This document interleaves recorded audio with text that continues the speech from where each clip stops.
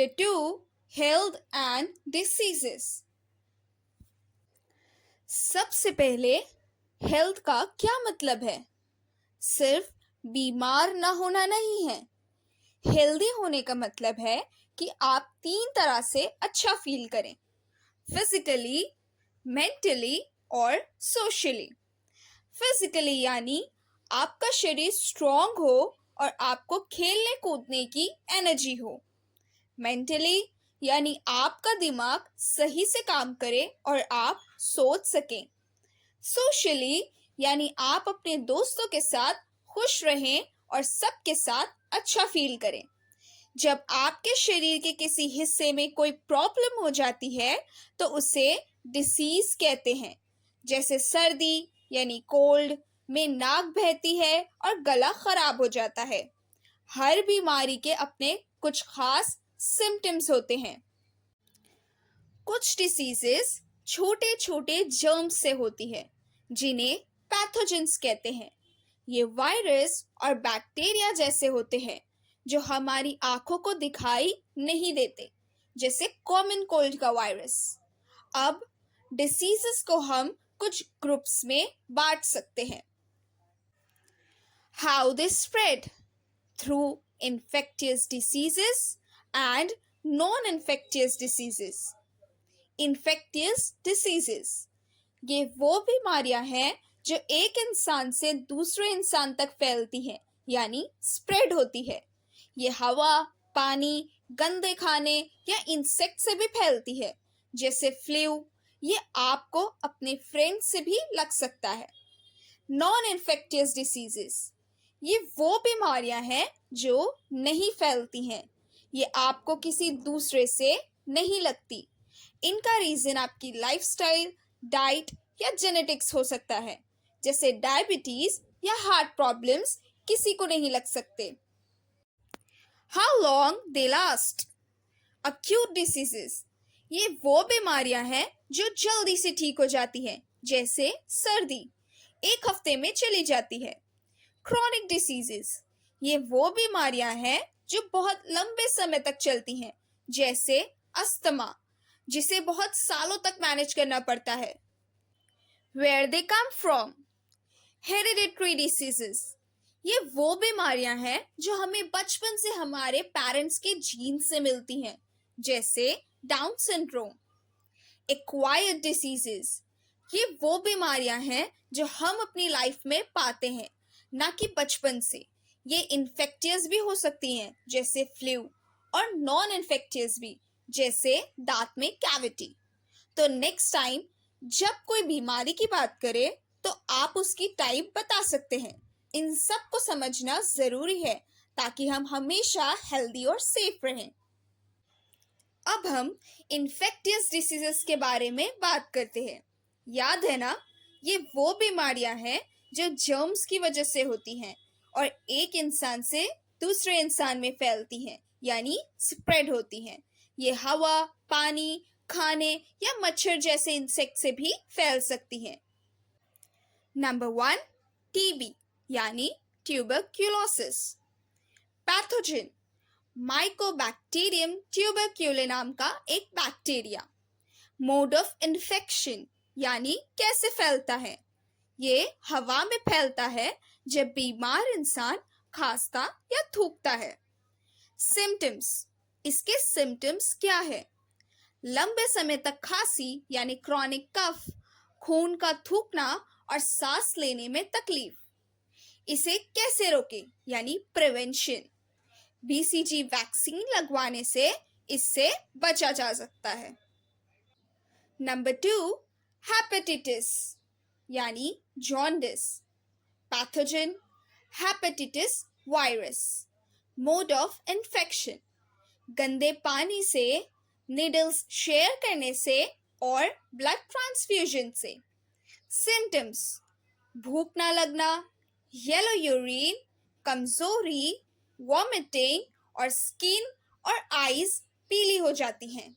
इसे कैसे रोकें?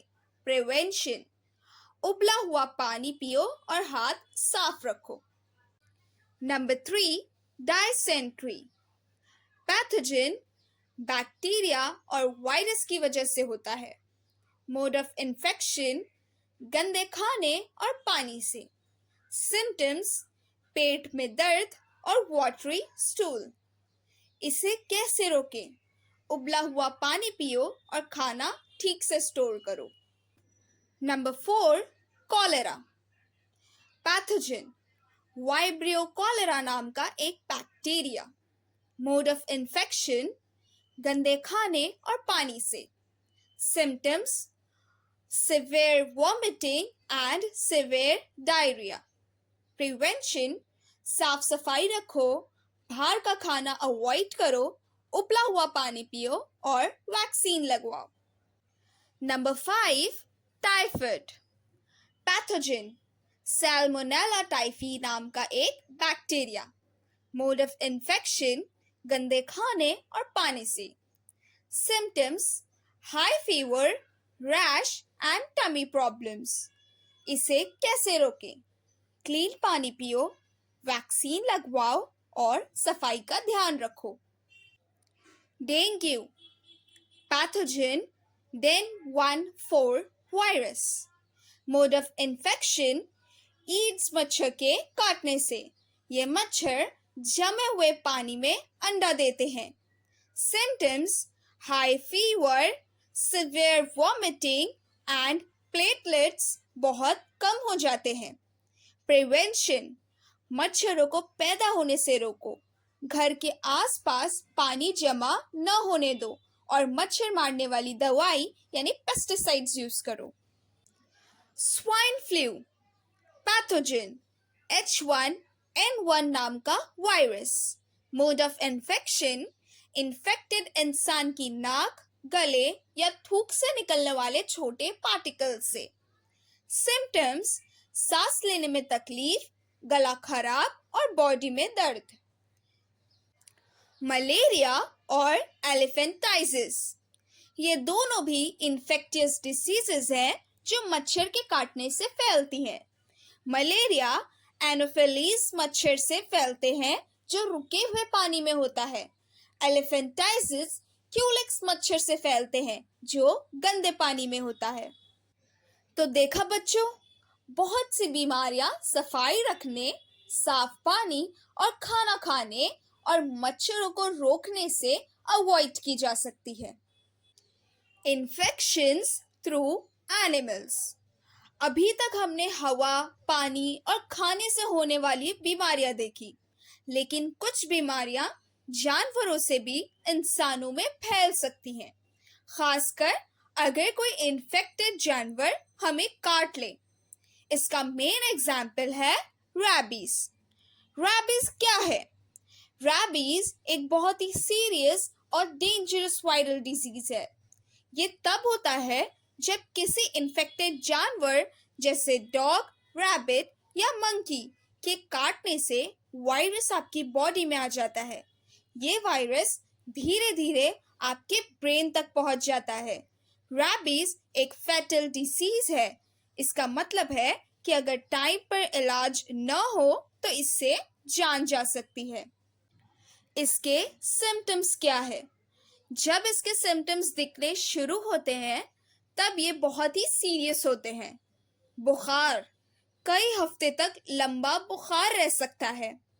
अजीब बिहेव करना, इंसान अजीब सा बिहेव करने लगता है, बहुत गुस्से में या बेचैन हो जाता है। हाइड्रोफोबिया, ये रैबीज का एक बहुत बड़ा सिम्टम है। हाइड्रो का मतलब होता है पानी, तो हाइड्रोफोबिया का मतलब है पानी से डर लगना। पानी को देखकर या उसकी आवाज से भी मसल में स्पैज्म और डर हो सकता है। इसे कैसे रोकें? रैबीज में सबसे जरूरी बात यह है कि प्रिवेंशन ही क्योर है।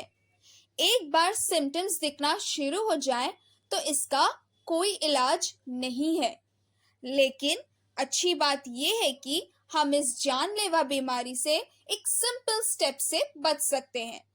किसी भी जानवर के काटने पर तुरंत वैक्सीन लगवाओ। अगर आपको किसी पेट डॉग या स्ट्रे डॉग ने काट लिया हो तो तुरंत अपने पेरेंट्स, टीचर या किसी बड़े को बताओ। वो आपको टाइम पर वैक्सीन लगवाने में हेल्प करेंगे। सिम्टम्स आने में 90 से 175 दिन तक का टाइम लग सकता है, इसलिए वैक्सीनेशन के लिए आपके पास टाइम होता है।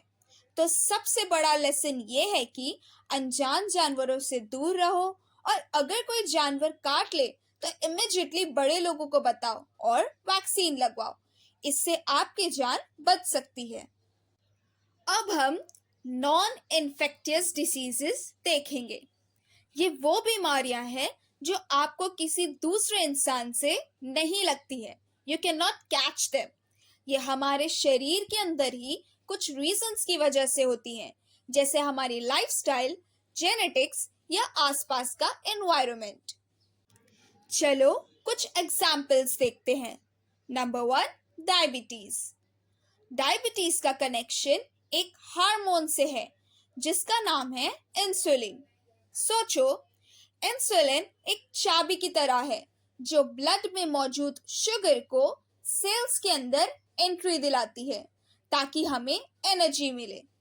डायबिटीज में जब ये चाबी ठीक से काम नहीं करती तो शुगर ब्लड में ही रह जाती है और सेल्स को एनर्जी नहीं मिल पाती।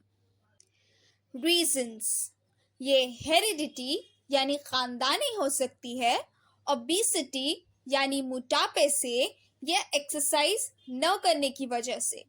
सिम्टम्स, बिन वजह वजन कम होना, बार बार प्यास लगना या रात में बार बार टॉयलेट जाना इसके कुछ साइंस हैं। इसे कंट्रोल कैसे करें? सही डाइट और रेगुलर एक्सरसाइज से इसको डॉक्टर की सलाह से कंट्रोल किया जा सकता है। Number 2, cancer. इमेजिन करो कि आपकी बॉडी के सेल्स बिल्डिंग ब्लॉक्स की तरह है। कैंसर में कुछ सेल्स बिना रोक टोक के बढ़ने और मल्टीप्लाई होने लगते हैं, जिससे बॉडी में एक लंप बन जाती है। रीजंस, तंबाकू, गुटखा, स्मोकिंग, जंक फूड खाना और फाइबर की कमी इसके कुछ रीजंस हो सकते हैं। कभी कभी ये हेरिडिटरी भी हो सकती है। सिम्टम्स, वजन का बिना रीजन कम होना, बॉडी में लंप फील होना और लंबी खांसी इसके कुछ सिम्टम्स हैं। Number 3, heart diseases. आपका दिल एक बहुत ही इंपॉर्टेंट पंप है जो पूरी बॉडी में खून पहुंचाता है। हार्ट डिसीजेस तब होती है जब दिल की ताकत कम हो जाती है और उसे ज्यादा काम करना पड़ता है। इससे हार्ट अटैक भी हो सकता है। रीजंस, स्मोकिंग, अल्कोहल, ओबेसिटी और एक्सरसाइज न करना इसके मेन रीजंस हैं। सिम्टम्स, सीने में तेज दर्द, शोल्डर और हाथ में दर्द हो सकता है। इसे कैसे कंट्रोल करें? एक हेल्दी लाइफस्टाइल अपनाकर और डॉक्टर्स की हेल्प से इन बीमारियों को मैनेज किया जा सकता है। सबसे जरूरी बात यह है कि इन नॉन इन्फेक्टियस डिसीजेस को हम अपनी लाइफस्टाइल को ठीक करके प्रिवेंट कर सकते हैं। हेल्दी खाना, रोज एक्सरसाइज करना और बुरी आदतों से दूर रहना ही इन बीमारियों से बचने का सबसे अच्छा तरीका है। Generic medicines. आपने जेनरिक मेडिसिन्स के बारे में सुना होगा। ये जनरल मेडिसिन्स भी कहलाती हैं। ये ब्रांडेड मेडिसिन्स जितनी ही इफेक्टिव होती है, बस काफी सस्ती होती हैं। ये सस्ती इसलिए होती हैं क्योंकि इनकी रिसर्च और मार्केटिंग पे ज्यादा खर्चा नहीं होता। इसलिए जो लोग महंगी मेडिसिन्स नहीं खरीद सकते, उनके लिए ये एक बहुत अच्छा ऑप्शन है। Misuse of medicines. मेडिसिन्स का गलत इस्तेमाल, ये एक बहुत सीरियस बात है, तो ध्यान से सुनो। कभी भी बिना डॉक्टर की सलाह यानी प्रेस्क्रिप्शन के मेडिसिन मत लो। गलत या ज्यादा मेडिसिन लेना बहुत डेंजरस हो सकता है। जैसे पेन किलर्स का ओवरडोज आपके नर्वस सिस्टम और लिवर को नुकसान पहुंचा सकता है। एंटीबायोटिक्स का ओवरडोज आपके स्टमक में प्रॉब्लम या स्किन पर रैशेस कर सकता है। हमेशा डॉक्टर से पूछकर ही मेडिसिन लो। वैक्सीनेशन। वैक्सीनेशन इन्फेक्टियस डिसीजेस से बचने का एक बहुत ज़रूरी तरीका है। वैक्सीन आपकी बॉडी के इम्यून सिस्टम के लिए एक प्रैक्टिस सेशन की तरह है। ये आपकी बॉडी को बिना बीमार किए उस जर्म से लड़ना सिखाती है और उसे याद रखती है। तो जब वो रियल जर्म अटैक करता है तो आपकी बॉडी पहले से तैयार होती है और आपको उस बीमारी से बचा लेती है। इसलिए हेल्दी रहने के लिए वैक्सीनेशन बहुत इम्पॉर्टेंट है। तो हेल्दी रहने के लिए अच्छी लाइफस्टाइल चुनो, मेडिसिन का सही इस्तेमाल करो और वैक्सीनेशन जरूर करवाओ। Importance of a good lifestyle. Lifestyle का हेल्थ पर असर। सबसे आखिरी और जरूरी बात, हमारी लाइफस्टाइल का हमारी हेल्थ पर बहुत बड़ा असर होता है। अगर हम जंक फूड खाते हैं और एक्सरसाइज नहीं करते तो हम ज्यादा बीमार पड़ सकते हैं। देर तक जागना और नींद पूरी न होने से भी हमारी बॉडी की बीमारी से लड़ने की ताकत कम हो जाती है। तो इस चैप्टर का सबसे बड़ा लेसन ये है, अच्छी लाइफस्टाइल अपनाकर आप बहुत सी बीमारियों से बच सकते हैं। टाइम पर सोएं, हेल्दी खाना खाएं और रोज एक्सरसाइज करें। आई होप आपको ये चैप्टर अच्छे से समझ में आ गया होगा। Keep learning.